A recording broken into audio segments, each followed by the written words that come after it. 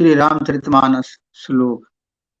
वर्णानामर्थ संघानाम रसानाम छंदसाम मंगलानाम च कर्तारौ वंदे वाणी विनायकौ भवानी शंकरौ वंदे श्रद्धा विश्वास रूपिणौ याभ्याम विना न पश्यन्ति सिद्धा स्वान्ता स्थिमीश्वरम् वंदे बोधमयं नित्यं गुरुं शंकर रूपिणम् यमाश्रितो हि वक्रो अपि चन्द्रः सर्वत्र वन्दते सीताराम गुणग्राम पुण्यारण्य बिहारिणौ वंदे विशुद्धि विज्ञानौ कवीश्वर कपीश्वरौ उद्भव स्थिति संहार कारणीं क्लेशहारिणीं सर्वश्रेयस्करीं सीता नतो हम राम वल्लभम् यन्माया वशवर्त विश्वमखिलं ब्रह्मादिदेवासुरा यत् सत्त्वादिमृषैव भाति सकलं रज्जौ यथा हेर्भ्रमः यत्पादपल्लवमेकमेव हि भवाम्भोधे स्थितिर्षावतां वन्दे हम तं शेषकारण परम रामाख्यमी संहरिन् नाना पुराण निगमागम सम्मितं यत् रामायणे निगदितं क्वचिदन्यतोऽपि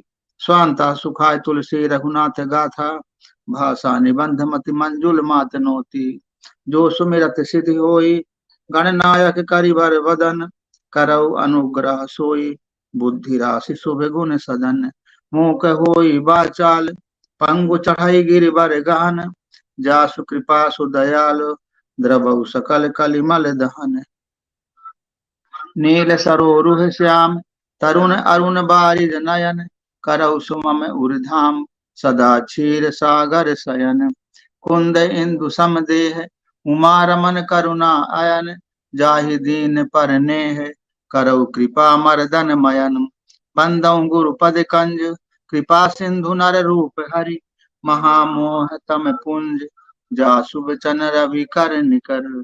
ओम श्री सद्गुरुदेव भगवान की जय।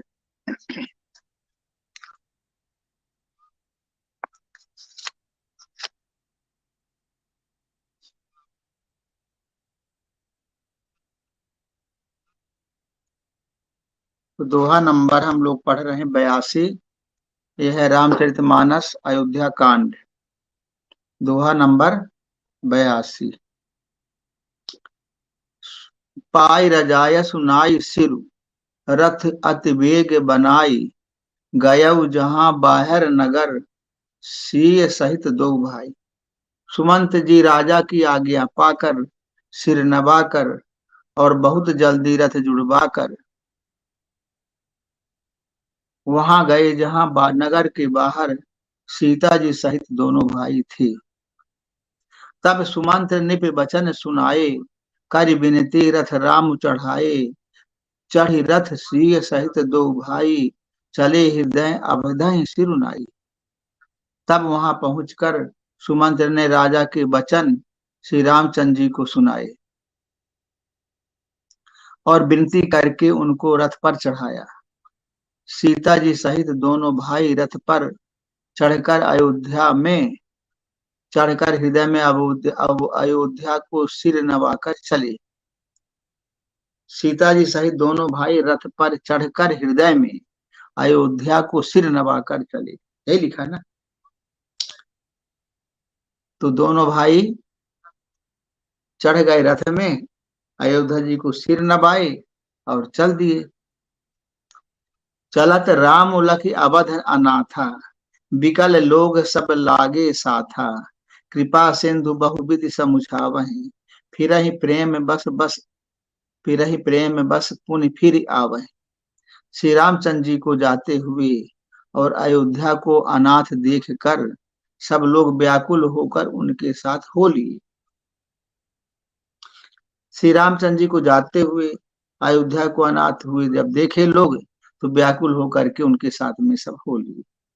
कृपा के समुद्र श्री राम जी उन्हें बहुत ही तरह से समझाते हैं तो वे अयोध्या की ओर लौट जाते हैं, परंतु प्रेम बस फिर लौट आते हैं।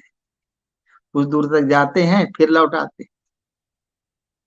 लागत यबध भयावन भारी मानव काल रात अंधियारी घोर जंतु समपुर नर नारी डर पही एक निहारी। अयोध्या पूरी बड़ी डरावनी लग रही है, मानो अंधकार मई काल रात्रि ही हो। नरक के नर नारी भयानक जंतुओं के समान एक दूसरे को देखकर डर रहे। सब अब राम को सब लोग प्रेम करते थे, तो अब वो राम जा रहे हैं वनवास, राम लक्ष्मण और सीता, सब लोगों को बड़ा ही दुख लग रहा है। अब ऐसा लग रहा है कि जैसे मानो भूत अंधकार हो गया हो, कोई है नहीं अब, और सब जीव जंतु के समान एक दूसरे को देख रहे हैं। घर मसान परिजन जन भूता, सुरहित मीत मनहु जम दूता, बागन बिटप बेल कुमिलाही, सरित सरोवर देख न जाए। घर स्मशान, कुटुंबी भूत प्रेत और पुत्र हितैषी और मित्र मानो यमराज के दूत हैं। बगीचों में वृक्ष और बेलें कुम्हला रही हैं। नदी और तालाब ऐसे भयानक लगते हैं कि उनकी ओर देखा भी नहीं जाता है। इतना भगवान का कि जब छोड़े अयोध्या जी तो सब लेकिन स्मशान घाट बन गए अयोध्या, स्मशान घाट बन। क्या मतलब हुआ अध्यात्म में, इसको कैसे समझेंगे? हाँ बैठे। आध्यात्मिक दृष्टि से जब राम भगवान जाने लगे वनवास को, तो पूरा घर श्मशान हो गया, अयोध्या पूरी श्मशान जैसी बन गई। कुटुंबी भूत प्रेत और पुत्र हितैषी और मित्र मानो यमराज के दूत बन गए।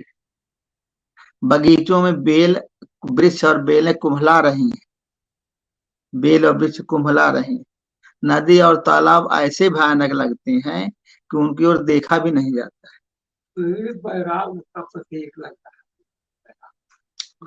तो इसको अगर अध्यात्म में हम लोग देखेंगे, तो जब कोई साधक स्थूल शरीर के धर्मों का त्याग करता है और सूक्ष्म शरीर में प्रवेश करता है, तो स्थूल शरीर में जो उसका प्रेम लगाव था, जैसे कोई देवी देवताओं की पूजा करते हैं तो हमारा मन उसमें लगा है और बड़ा आनंद भी आता है। घड़ी घंटा हिलाना, पूजा करना, उनको प्रेम से रखना, नहलाना धुलाना, ये हमारे देवता हैं, उन्हीं पर प्रेम पूरा अर्पित कर देना, तो अच्छा लगता है।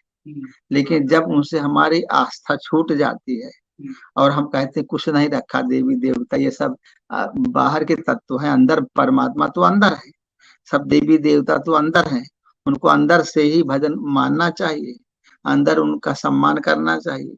बाहर भी सम्मान करें लेकिन उतना सम्मान नहीं रह जाता है, तब फिर लोगों को सबको भुला जाते हो। कहते हैं यार ये बाबा जो है पहले ठीक था, भजन वजन कुछ करत रहा और घंटा वंटा बुलवाता था, पूजा करता था, भगवान को नहलाता धुलाता था, से सैया में पढ़ाता था, तब अपना भोग लगाता था, सब करता था। अब क्या हो गया इसको? अब क्यों नहीं करता कुछ? अब इसकी रुचि नहीं दिखाई पड़ती, क्योंकि अब उसका उसकी आस्था उसका विश्वास अंदर होगा कि अंदर भगवान है, बाहर से हम बेकार्य कर रहे हैं, भगवान तो अंदर बैठा है, ये तो उसके प्रतीक मात्र है, ऐसा उसके नॉलेज में आ जाता है। जैसे कोई लड़का पहली कक्षा में पढ़ता है जब, तो पीठ में बड़ा भारी बस्ता ले लेता है, उसमें सब पार्टी वाटी लादे रहा था, पार्टी वाटी लाद लिया और उसमें क्या भुकुआ ले लिया एक ठो, ऊपर लटकाए, स्कूल बढ़िया जाता है तो बड़े चाव के साथ में कि मैं पढ़ने जा रहा। हम लोग जब छोटे छोटे थे तो सब पार्टी चलती थी, तो पढ़ाई जो पार्टी बनाते हैं, अब पार्टी में वो चूड़ी से ऐसे ऐसे घोटत जाती, कोयला रगड़ के घोटते हैं, तो इसमें लिखते हैं का खा गा घा अंगा, सुई से एक कलम भरुई कलम बनती थी भरुई की, तो उसमें का खा गा घा अंगा, चा छा जा जा इया, टा ठा डा ढा अड़ा, ता था दा था ना, पा फा बा फा मा, यारा लाबा सा खा सा आ छत्रज्ञा। और वो रटाई हो उसकी रटाई होती थी होती यहाँ, और उतने अच्छा लागे, अब बड़ी जोर जोर से चिल्लाने लड़के, जो जितने चिल्लाए वो मानो उतने बढ़िया पढ़े वाला लड़का है। आप फिर जब बड़ा हो जाता वही लड़का, तो पढ़ता वही अच्छा है, लेकिन उसमें कोई रुचि रहती है काका गागा में। अब फिर वही लड़का जो है किताब ले लिया है बगल में लटकाया, चला गया अपन स्कूल। उसका जैसे जैसे कोर्स बढ़ता जाता है, अब पहले बहुत बड़ा बस्ता टांग के चलता है, और फिर एक आध ठो रफ की पुस्तकें, किताब, सब्जेक्ट की पुस्तकें ले लिया, और फिर छोड़ता चला जाता है। तो ऐसे ही जब तक हम संसार की आस्थाओं को में विश्वास रखते हैं, तब तक हम हनुमान जी को भी मानेंगे, रामचंद्र जी को भी मानेंगे, सीता मैया को भी मानेंगे, और जो है उनको कृष्ण भगवान को भी मानेंगे, देवी देवी दुर्गा जी को भी मानेंगे, और गुरु भगवान को भी मानेंगे। सबकी मान्यता करनी पड़ती। कोई देवता नाराज हो जाएगा तो हमारा क्या होगा? हम तो एक जने को मान रहे हैं, दूसरा नाराज हो जाएगा। तो ऐसे करते सबको खुश करने के लिए पूरा कोठा भर जाता है, पूरा कोठा भरना पड़ता है कि भाई कोई देवता नाराज न हो, हम सबको खुश रखेंगे। तो वही हालत होती है। तो अब जब कुछ दिन बाद पूजा करते करते उसकी पूजा फल देने वाली हो गई, माने पूजा पर्याप्त हो गई, और किसी महात्माओं की शरण में गया और सत्संग सुना कि भगवान तो अंदर है, तुम बाहर के जगत में जितना तुम घूम रहे हो सब माया है, अंदर से भगवान को मानना चाहिए, मन से भगवान की मान्यता देनी चाहिए। तो जो पूजा वाला हमारा विश्वास था वो अंदर चला गया ना, फिर वहां उतना आकर्षण नहीं रहेगा उसमें। तो कहेगा, अब लोग कहेंगे भाई ये तो कुम्हला गया, मतलब उससे हमारा विश्वास हट गया है। विश्वास हटा नहीं और मजबूत हो गया है, लेकिन अंदर हुआ।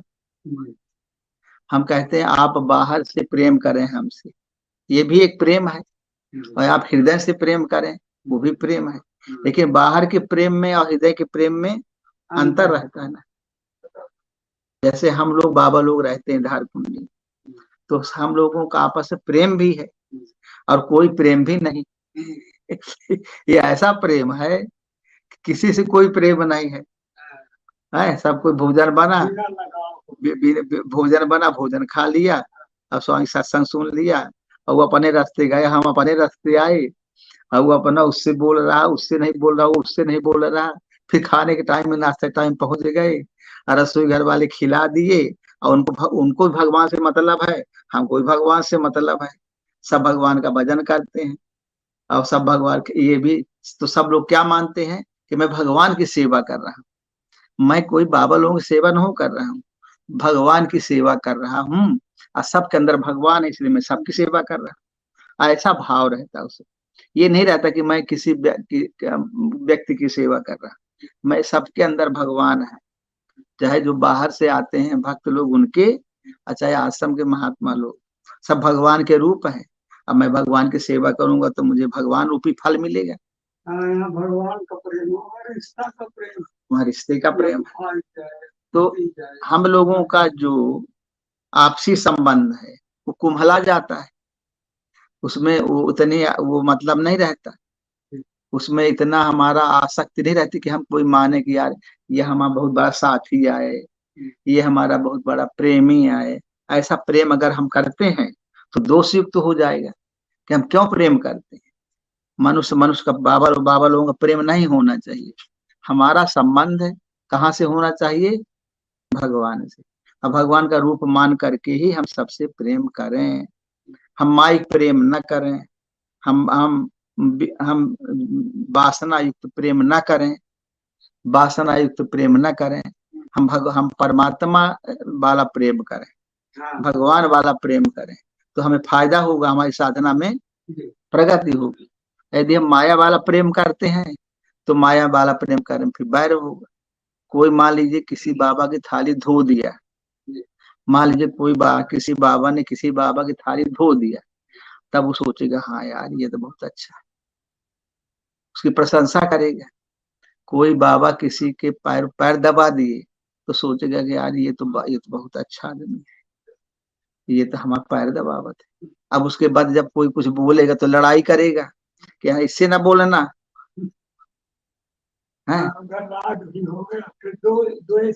दो देश आज मान लो वो नहीं आया तो कहेगा तुम यार तो कहाँ रहते हो, तुम क्यों नहीं आते हो, हमारी सेवा छोड़ दिए क्या?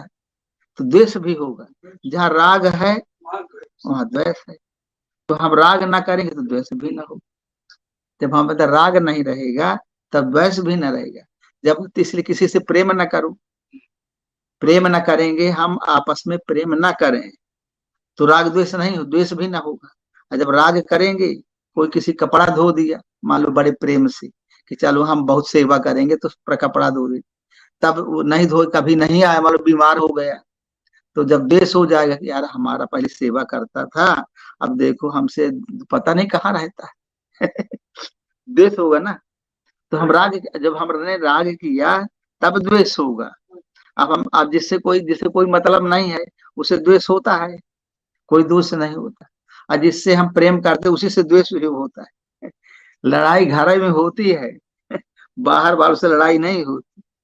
तो जब राग करेंगे तो द्वेष होगा। ये नियम है, प्रकृति के नियम है। इसलिए हम राग द्वेष से बचें। राग द्वेष से बचने का तरीका यही, किसी से प्रेम ही ना करें। हम तो, हमारा डायरेक्ट कनेक्शन परमात्मा से है, तो हम क्यों किसी से प्रेम करें। हम परमात्मा से प्रेम करें।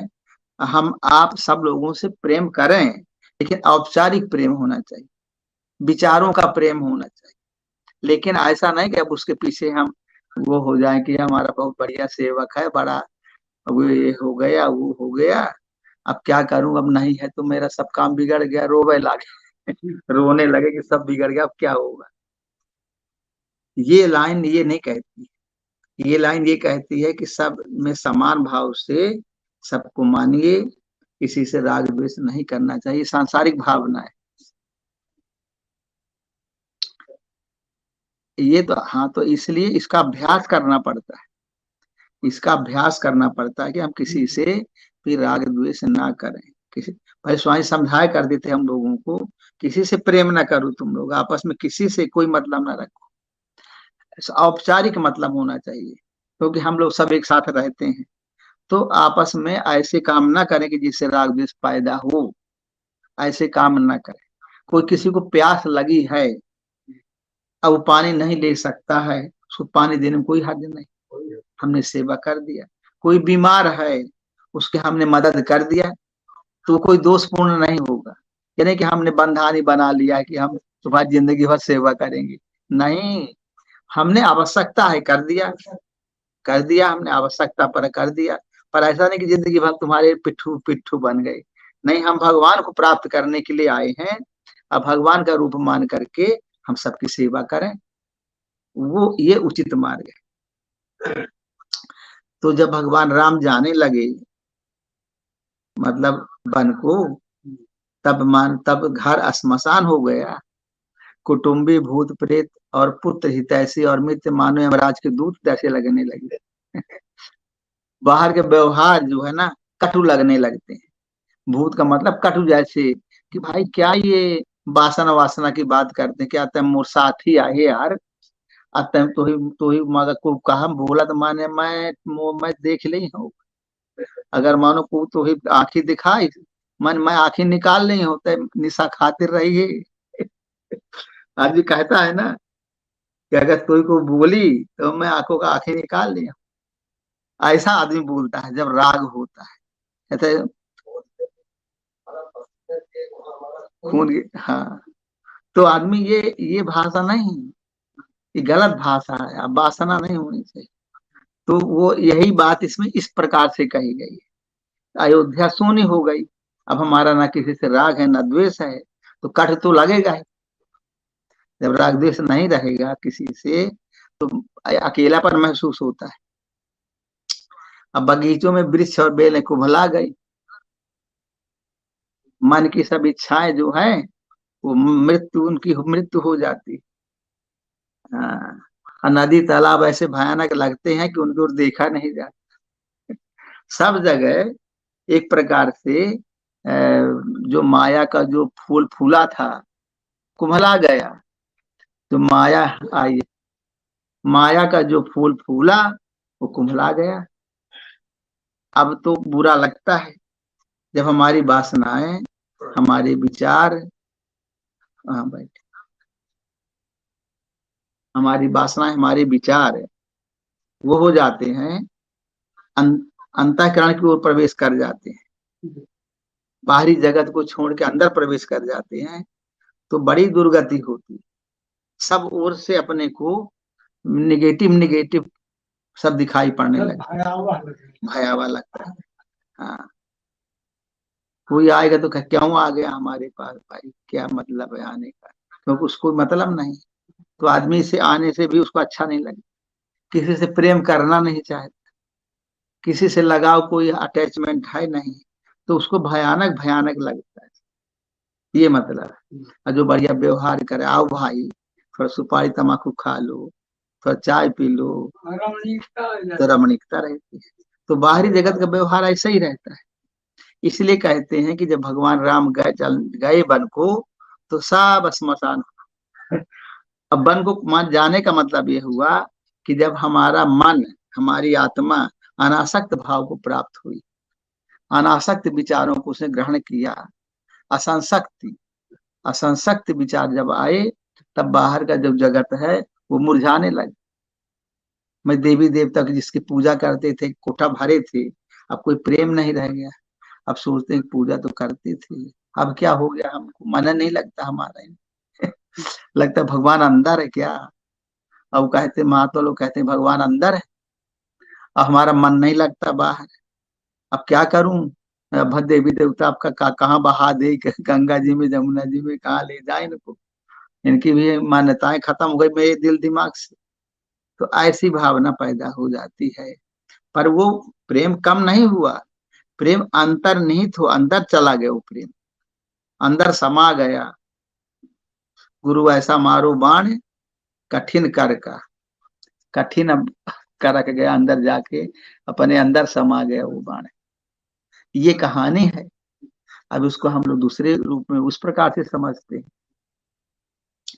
तो हाय गए कोटिन केल मृग, सुर पूरे पशु चातक मोर, पिक रथांग सुख सारिका, सारस हंस चकोर। करोड़ों घोड़े हाथी खेलने के लिए पाले हुए हिरण, नगर के बैल गाय बैल बकरी आदि पशु, पपीहे मोर कोयल चकबे तोते मैना सारस हंस और चकोर। राम वियोग विकल सब ठाढ़े, जहां तहां मनहु चित्र लिख काढ़े। नगर सफल बनु गहवर भारी, खग मृग विपुल सकल नर नारी। श्री राम जी के वियोग में सभी व्याकुल हुए, जहां तहां ऐसे चुपचाप स्थिर खड़े हैं मानो तस्वीरों में लिखकर बनाए हुए हैं। नगर माने मानो फलों से परिपूर्ण बड़ा भारी सघन वन था। नगर निवासी सब स्त्री पुरुष बहुत से पशु पक्षी थे। अर्थात अवधपुरी अर्थ धर्म काम मोक्ष चारों फल को देने वाली नगरी थी, और सब स्त्री पुरुष सुख से उन फलों को प्राप्त करते थे। अब अवधपुरी क्या है, इसमें भी देख लीजिए। अवधपुरी क्या है, अवधपुरी है ऐसा क्षेत्र जहां से हम परमात्मा को प्राप्त करने की शुरुआत करते हैं। अवध मतलब जहां वध नहीं होता, जहां से हमें हमको अमर तत्व परमात्मा को प्राप्त करने का फील्ड क्षेत्र चालू हो जाता है, वही अवधपुरी। अब वहां पर हमारी सब इंद्रियां मन बुद्धि चित्त अहंकार सब वहां पर लग जाए, घर एक्टिव हो जाए हमारे, तो सब साधना में लग गई। लेकिन जो जो धार्मिक क्षेत्र है, तो धर्म का क्षेत्र है, परमात्मा को प्राप्त करने का क्षेत्र है, उसमें भी बहुत बहुत अप डाउन है। जब कोई लड़का पढ़ता है तो कह दे कि लड़का पढ़ रहा है तो माने अब वो पढ़ ही जाएगा, वो ऐसा नहीं होता। कभी उतार चढ़ाव उसमें भी आते हैं, कभी फेल होता है, कभी पास होता है, कभी फेल होता है, कभी पास होता है, कभी कुछ होता है, तमाम दिक्कतें आती। बहुत लड़के तो पढ़ ही नहीं पाते, बहुत लड़के तो पढ़ भी नहीं पाते। तो ऐसा इसमें भी है कि ऐसा थोड़ी है कि अवध में अब कोई गड़बड़ी नहीं आएगी, अवध में भी गड़बड़ी आएगी। धार्मिक क्षेत्र में जब जाएगा तब वो माया के जो प्रभाव हैं वो कहाँ जाएंगे, जो संस्कार के रूप में बैठे, वो भी हमें हमें दिक्कत करेंगे। तो फिर उसमें भी वियोग होगा। स्थूल शरीर सूक्ष्म शरीर कारण शरीर, जो हमारी इनमें आसक्ति हो गई है स्थूल शरीर में, फिर सूक्ष्म शरीर में, फिर कारण शरीर, हमारी आसक्ति हो गई। अब आसक्तियों को हटाना है ना, तो हमने स्थूल शरीर से हटाया, तो सूक्ष्म शरीर में उससे भी बड़ी आसक्ति पड़ी। सूक्ष्म शरीर की आसक्ति स्थूल शरीर की आसक्ति से बहुत बड़ी पावरफुल होती है। हम लोग स्थूल शरीर से तो बंधे न हैं, और साथ ही सूक्ष्म शरीर से और ज्यादा बंधे हैं। सूक्ष्म शरीर से और ज्यादा बंधे हैं, और कारण शरीर से उससे भी ज्यादा बंधे। इतनी इतनी गांठें लगी तगड़ी